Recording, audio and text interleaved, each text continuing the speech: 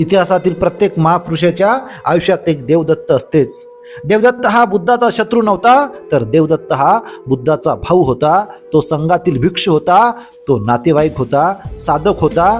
तरीही तोच बुद्धाचा सर्वात मोठा विरोधक ठरला. देवदत्ताची चूक ही नव्हती की बुद्ध चुकीचे होते. देवदत्ताची खंत ही होती की बुद्ध महान आणि मी का नाही. जिथं बुद्धाकडे करुणा होती तिथं देवदत्ताकडे ईर्ष्या होती.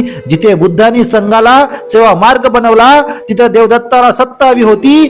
देवदत्ताला वाटले संघाची सूत्र माझ्या हातात आली पाहिजेत, पण बुद्ध म्हणाले संघ कुणाच्या मालकीचा नाही, तो धम्माचा आहे. हीच गोष्ट देवदत्ताच्या जखमेवर मीठ चोडणारी ठरली.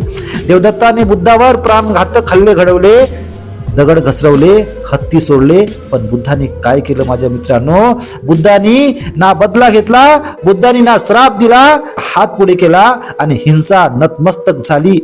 ह्याच ठिकाणी बुद्ध आणि देवदत्त यांच्यातील फरक दिसतो. देवदत्ताला सत्ता हवी होती, बुद्धाला सत्य हवे होतं. देवदत्ताला नाव हवं होतं. देवदत्ताने संघ फोडायचा प्रयत्न केला, बुद्धाने समाज जोडायचा मार्ग दिला. म्हणूनच देवदत्त इतिहासात खतरनाक ठरला आणि बुद्ध युगानुयुग प्रकाश बनून राहिले. बंधूंनो, ही कथा आपल्याला एक मोठा धडा देते. विचारापेक्षा मोठा होऊ पाहणारा माणूस देवदत्त बनतो आणि विचाराच्या पुढे स्वतःला लहान करणारा माणूस बुद्ध बनतो.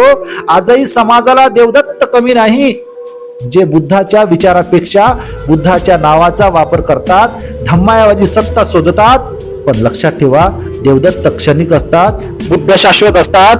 शेवटी एवढंच सांगतो, देवदत्त होणं सोपं वाटत असेल तर थांबा, आणि बुद्ध होणं अवघड वाटत असेल तर समजून जा, तुम्ही योग्य मार्गावर आहात.